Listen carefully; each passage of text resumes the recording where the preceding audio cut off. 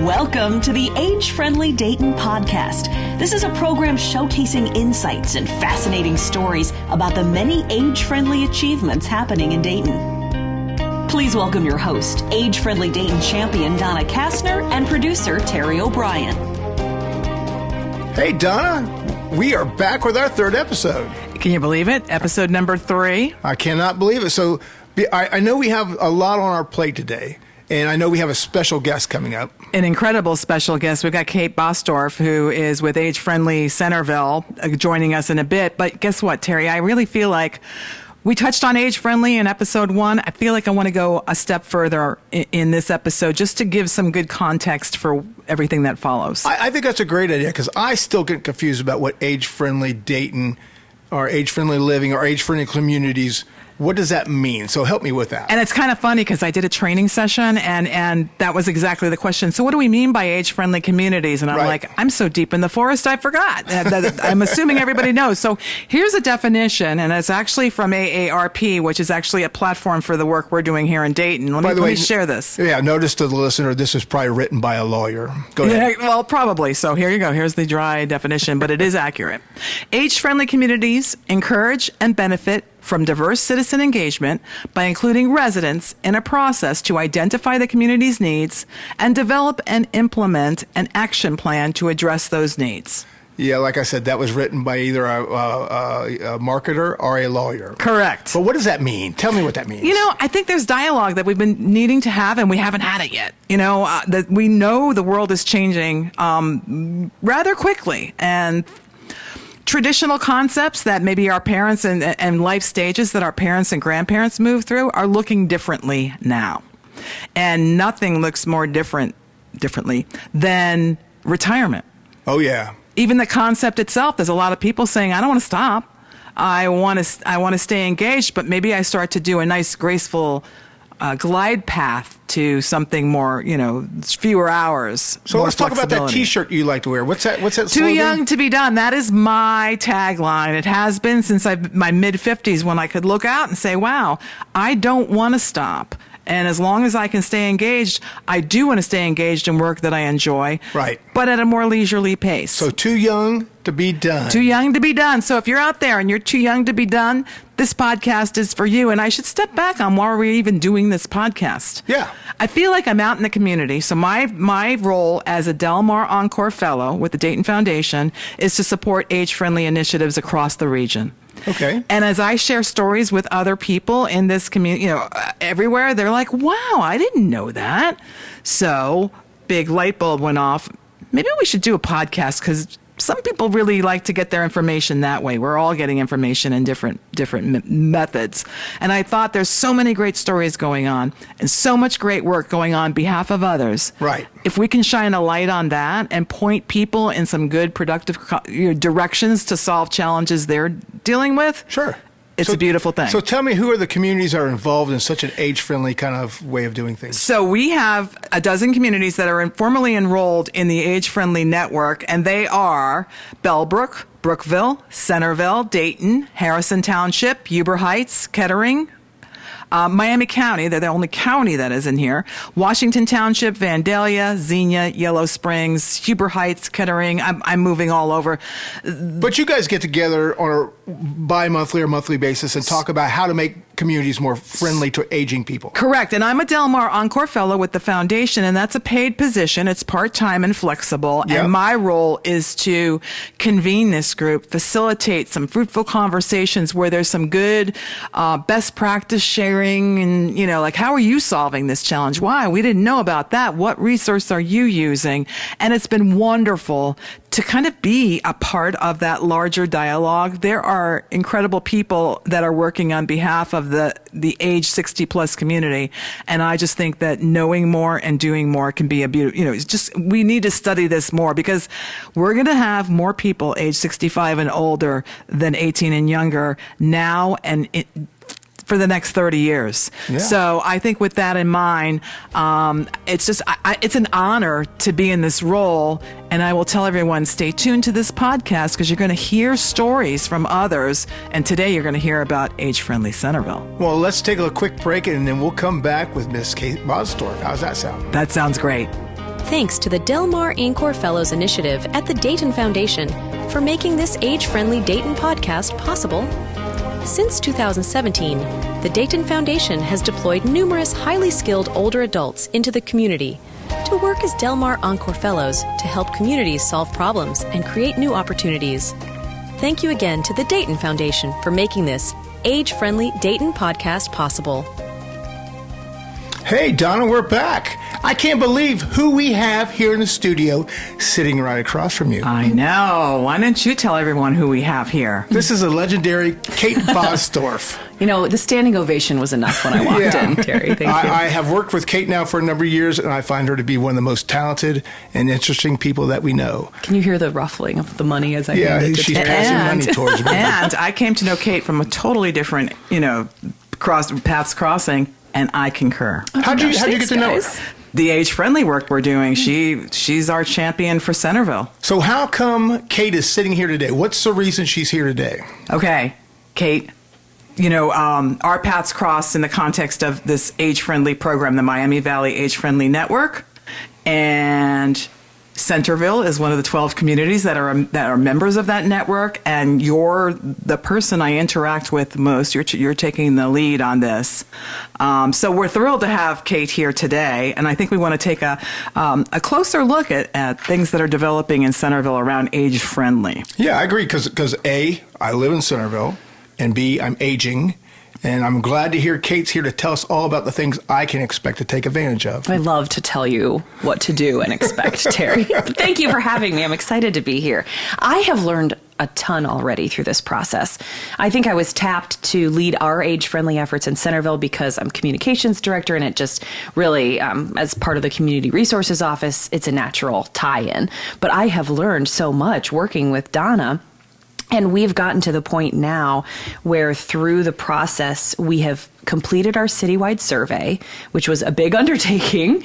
And now we have analyzed those results, but now we're really internalizing those and seeing, what action plan can we make from the survey we did. We've had focus groups, and now we're making our action plan and coming out of that with the goal of having 3 focus areas where we really want to tie in the work we're doing to the city's current strategic plan, which we just started to. And I want to stop you there because let's dial back to when you're starting this journey. How did this even come on your radar screen? Bill Sayre is one of our city council members, and he's also the chair for the First Suburbs Consortium of Dayton. He brought this idea to city council and to staff during a work session and said, I think it would be a mistake not to be a part of this. And I don't know if you've seen the headlines. Centerville is actually the oldest city in the state of Ohio. And a big part of that is because we have 3 large retirement communities here. But certainly we know that is a big part of our When residency. you mean oldest, you mean with the most aging Correct. Population of the oldest in the state of Ohio. So we know we want to serve those people, and we want to serve families too. But that's one thing, Donna, that I think you've stressed is that improvements you make to help the aging population help everyone. They do. Well, first and foremost, everyone ages, right? Mm-hmm. So eventually, these things are going to tap all of us. But I think there's a real multi-generational vibe in Centerville. Mm-hmm. Where grandparents are around to help families. Yeah, and one of the things that we had seen even before starting this was we had brought some apartment complexes online for the first time in decades in Centerville, and redeveloped some land that hadn't been used at all. And I think we anticipated that would be young people, right? That's the stereotype. And what we heard from the people who run these complexes is it was a lot of older people who lived in Centerville, had kids who graduated from Centerville High School, who loved living here, who didn't want the responsibility of mowing a lawn and plowing and, shoveling sidewalks. And I don't want the responsibility of plowing, but didn't want to leave. And so the apartments made a lot of sense for them. So just that alone was like, oh, yeah, people want to be here. We need to make a way for them to stay. Okay, so Centerville chooses to enroll in the program. Mm-hmm. You're one of 12 communities, and Terry, it's kind of cool because champions for each of these communities get together regularly to even kind of share best practices and ideas with one another so that we're not reinventing the wheel all over the place. We're not in a vacuum. We're sharing. So Donna's you're done a good job. meeting with Kettering, or you're meeting with other neighborhoods. All facilitated by Donna, and that has been a big help too, because you're saying even just where are you in this process? I'm really interested to know what you learned in the surveys or the focus groups. What were the key things that you learned? Yeah, and I'm still packaging that in a way that I can even make it shareable for all of us. But what we learned, which was great, is that people are really happy in Centerville. We were thrilled to see that. We had a company called On Point out of Utah do the analysis for us, and they said, we've only seen people this happy in 2 or 3 communities in the entire time we've been analyzing surveys, which is so great. Yes. Wow. But a couple of the things that surprised me were people move here for the schools. I mean, that didn't surprise me, but the fact that then they stay. Right, even after their kids have graduated. We see other communities locally where they're like, well, we'll be here until the kids graduate and then we're going to find something else. And people want to stay after they move here. And the interest in trails and bike paths was surprising for me. I know that people love those in Dayton. I know that we have, through the Centerville Washington Park District, a really strong group of parks. We're very lucky.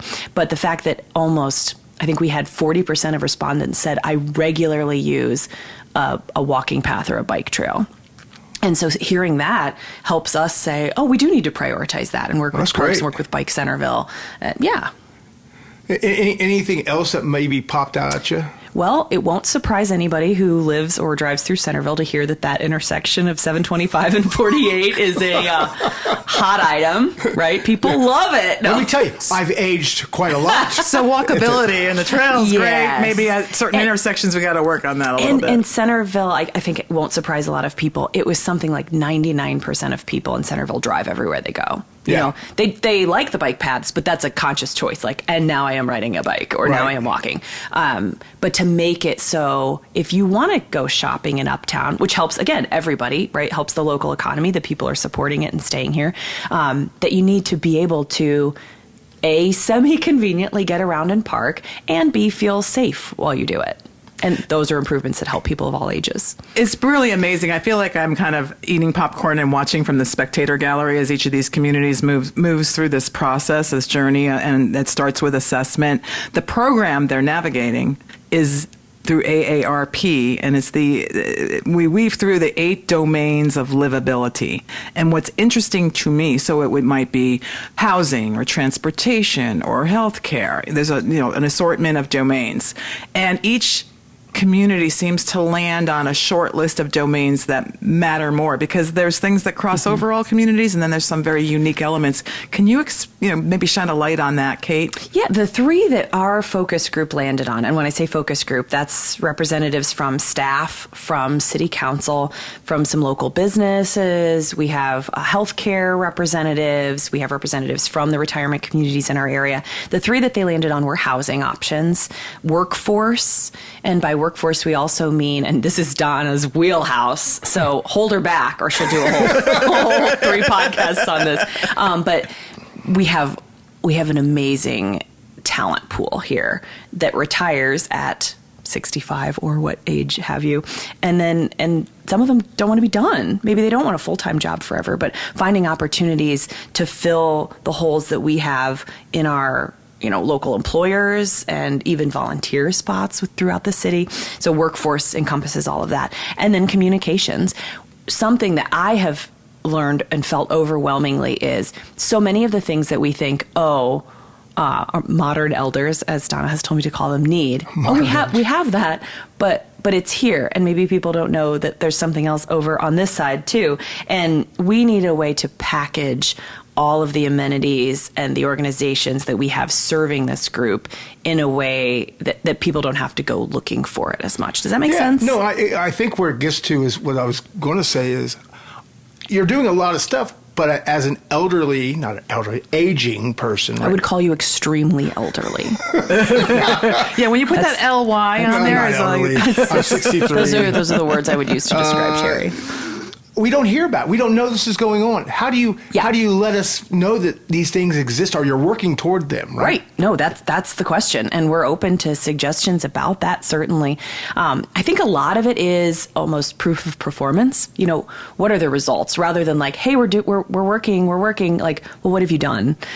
We have several big projects coming up, capital improvement projects in 2024. Stubbs Park closes in the spring, which is sad, but then when it reopens in May of 25, it's going to be so much more accessible for people of all abilities, more parking access, better for event hosting, better drainage, which is the least sexy thing that we talk about. But, I'm looking forward to that drainage. but is important for the long-term viability of the park. We have the Benham's Grove Improvement Project, where Benham's Grove is wonderful and we love it, but we use it 6 months out of the year right now.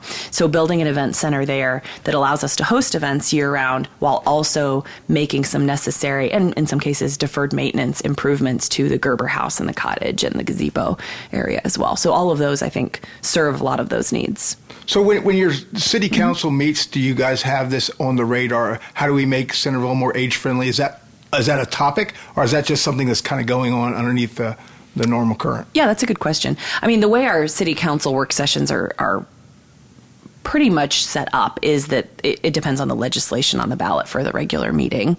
But yeah, city council's been a big part of this. There are representatives on our focus groups, and they're all very invested in this. It turns out every single member of city council is getting older every day. You're getting older too, Kate. I don't know.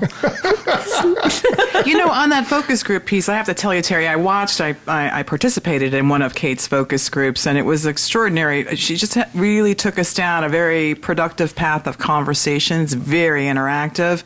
So give us like a little insight into what your dynamic is around that and who's participating. Yeah, thank you. We've had 2 focus groups so far, and I was really impressed with the improvements that were recommended from session 1 to session 2. And for example, someone said, we really need healthcare represented here. And so we invited Kettering Health. And someone else suggested, we need some sort of retail or grocer here. So we got Nick from Dots. He owns the Dots. Oh my God, yeah. And he's, if you don't know his story, it's a cool story too. Started out as a bag boy at 16 and now owns the Dots in our area, and he's my age, so wow, so very young. But he talked about, and I thought this was fascinating, that Dots has really made a conscious effort to be age friendly, and they employ a lot of older part-time workers, people who had a full-time job and just want to work 10 hours to 20 hours a week.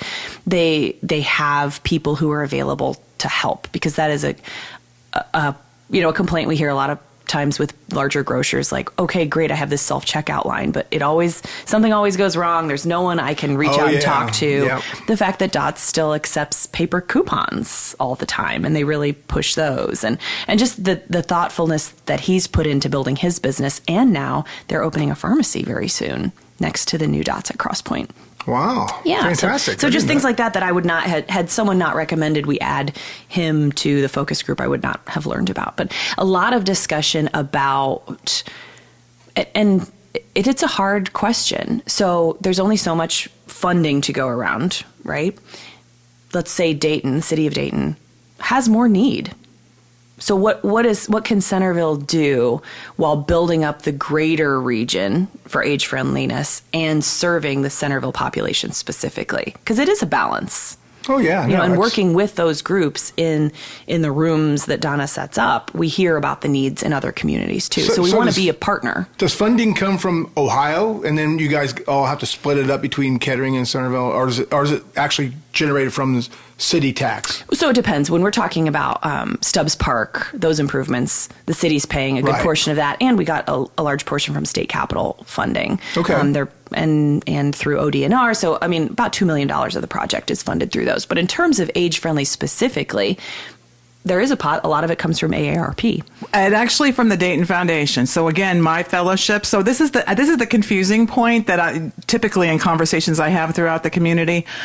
I'm funded by the Dayton Foundation. There are grants made available to the 12 communities that are funded by the Dayton Foundation, thanks to a generous benefactor or investor, Donna Ambrose. It's just been amazing, and this age-friendly program has continued to blossom.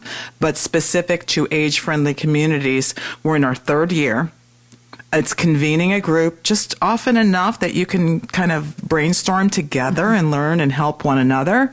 And then we get out of their way and they start moving forward. And we're also out there on kind of looking. I know that the state of Ohio, they have the healthy aging grants. When we spot something, then we put an alert out to our network.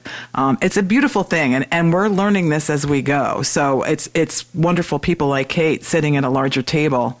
Really, what do we need to do next? Oh, yeah. So one of the things that I'm interested in as a, not an extreme elderly, is what she said. As somebody who's crossed over the 60s threshold, is education, right? Mm-hmm. Because we have some time on our hands. We'd love to go take classes and things like that. And I've heard rumors that Sinclair in the library offer like training classes or classes on certain topics. Is that true? What you're talking about is exactly that communication piece that I feel like we're missing now. Yes, Sinclair has amazing classes. University of Dayton has amazing classes. Our libraries offer amazing classes in technology and all sorts of things that may be specifically helpful for an aging population, but just could be interesting to people. So how can we help as a city or as an age-friendly community group? How can we package that in one place? So Kettering, they actually have I forget the name of it, Donna, do you remember? Oh, the Kettering Connection?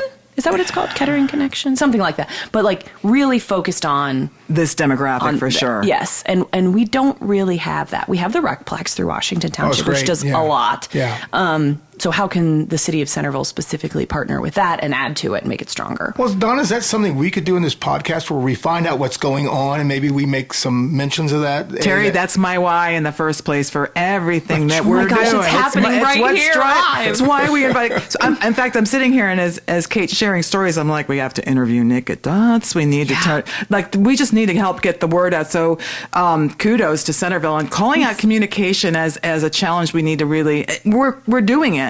How can we do it better and more effectively? And just from a city perspective, before any of this conversation was happening, we wrestle with that all the time. How does the city communicate what's happening in the city? Because we used to send a newsletter mailed every 2 months. That's a significant use of funding. It takes a lot of money, it takes a lot of time. Social media. Oh, yeah. Too. Yeah. And we see that more modern elders are engaging through those platforms. But how do we reach everybody in a way that makes the most sense for our staffing, for the funding we're spending on it? So we're always open to feedback on that too. Well, it's amazing. And again, we're almost out of time here, Donna. But one of the things, my father-in-law still spends like $600 a year on Dayton Daily News. Yeah. Right? And it's how many people are still getting that newspaper delivered to their door? The Dayton Daily News would say a lot, Terry. Shut up. But yes, no, I get what you're saying. So there's got to be the next wave of that. Yes. What is that next wave? Yeah. You should do some type of like a minute video segment for the city about. That's a great idea. Why don't we think about that? And we could put it on even like cable access. Oh yeah, love it. I'm watching another idea unfold. Actually, Kate and I, just so the listeners know, we work together on many, many different projects. So this is why you hear the sarcasm going back and forth between us. Not to mention the opener for this program where a voice might sound familiar. Kate, I can't thank you enough. One, for the work you do with, on behalf of Centerville, and then also for joining us today and sharing a bit of your journey. Thank you. Well, I just hope you guys can find a way to package any feedback we get and pass that along to us, because we're very open, and sometimes it's just hard to reach all the groups we want to hear That's from them. A great point. How do we get feedback?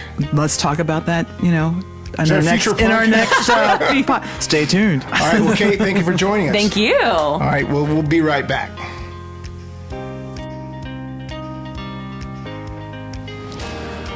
Well, Donna, what'd you think of Kate? You've known her longer than I have, but I enjoy working with her through the Age-Friendly initiative. She's very thoughtful in how she's proceeding with the plan. Well, off the record, she's absolutely one of my favorite people. She's smart, she knows her stuff, and she's really funny.